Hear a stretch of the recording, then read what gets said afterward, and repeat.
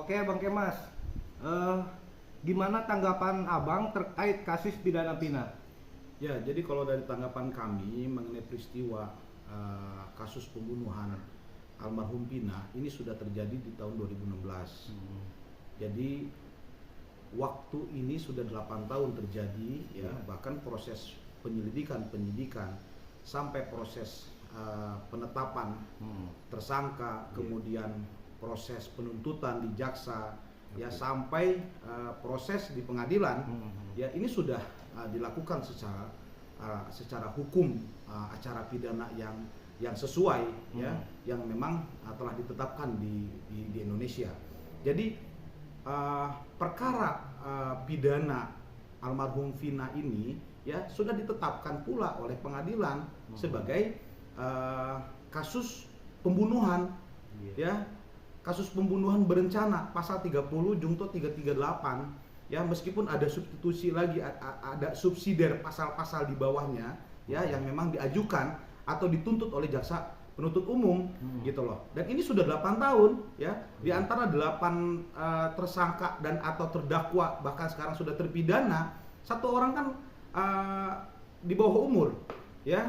Maka sistem peradilan anak dilakukan oleh negara dalam hal ini gitu kan. Kemudian sudah dibebaskan karena memang sudah memenuhi, sudah selesai sudah selesai gitu loh. Ancaman memenuhi tuntutan pidananya sudah selesai gitu loh. Ada kalau salah inisial S kan gitu ya, ada di berita beredar di TV nasional gitu kan, pengakuan beliau ya yang sudah bebas. Yang tujuhnya kan sudah masih menjalani hukuman ya, menjalani hukuman yang memang betul prosesnya itu dilakukan secara hukum pidana gitu loh, peradilan di Indonesia ya. Maka proses kasus hukum almarhum Vina ini sudah dilakukan, kalau menurut saya sudah dilakukan secara hukum ya, proses formil ini sudah dilakukan dengan sesuai hukum di Indonesia gitu loh. Nah ini yang mungkin perlu ada penegasan gitu ya. Memang bicara mengenai kepuasan ya, memenuhi rasa keadilan itu kembali kepada kita semua ya.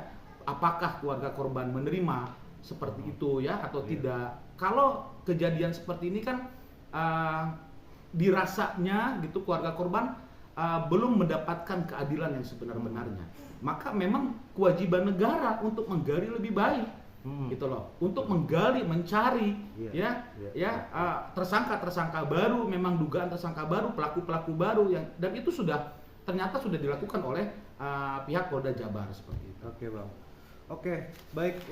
Lalu apa pandangan Abang terkait penangkapan Peggy di kasus Vina?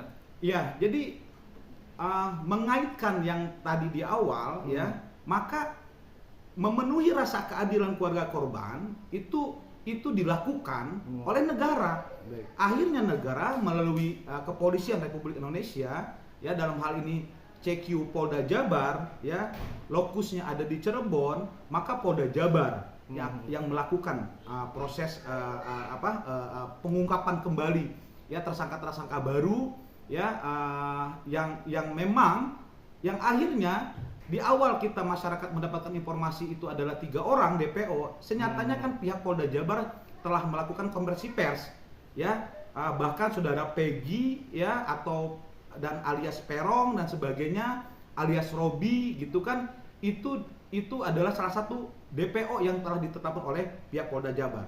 Tetapi kan Polda Jabar juga telah menginformasikan kepada masyarakat ya, untuk merevisi terkait 3 DPO ini ya. Ternyata kan cuma 1 DPO ya, itu adalah saudara Peggy yang sudah tertangkap ya dan sudah dan saat ini sedang dilakukan proses pemeriksaan oleh pihak Polda Jabar.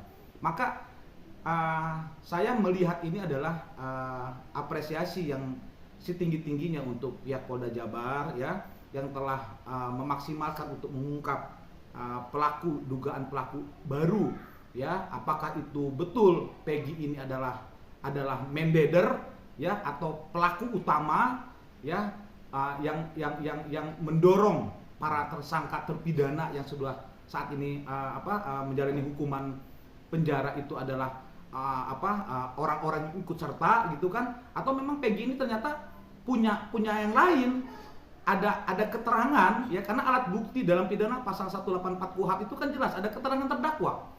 Ya, atau keterangan tersangka. Nah, keterangan tersangka dalam hal ini adalah Peggy harus mengungkapkan kebenarannya.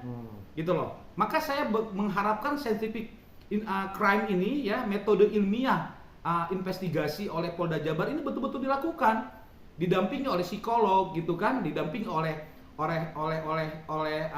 ahli-ahli yang memang yang akan dapat mengungkapkan kebenaran keterangan dari pihak tersangka Peggy ini. Gitu loh, agar betul-betul apakah Peggy ini memang mandadernya, pelaku utama, atau Peggy ini sebenarnya bukan mandader, ada pelaku lain gitu loh. Atau ini misalkan sifatnya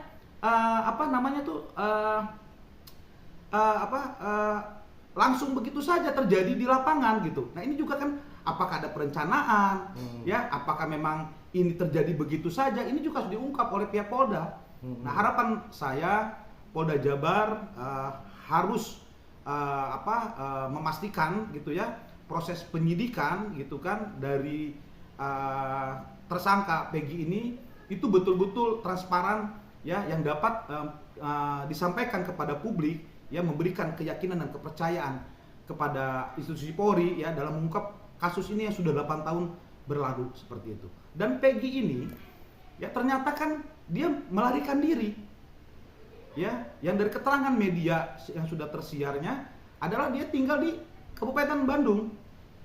Ya, yang diduga dia mengaku sebagai Robi pekerjaan kuli bangunan. Kalau orang tidak bersalah secara umum, dia tidak akan pergi kemana-mana.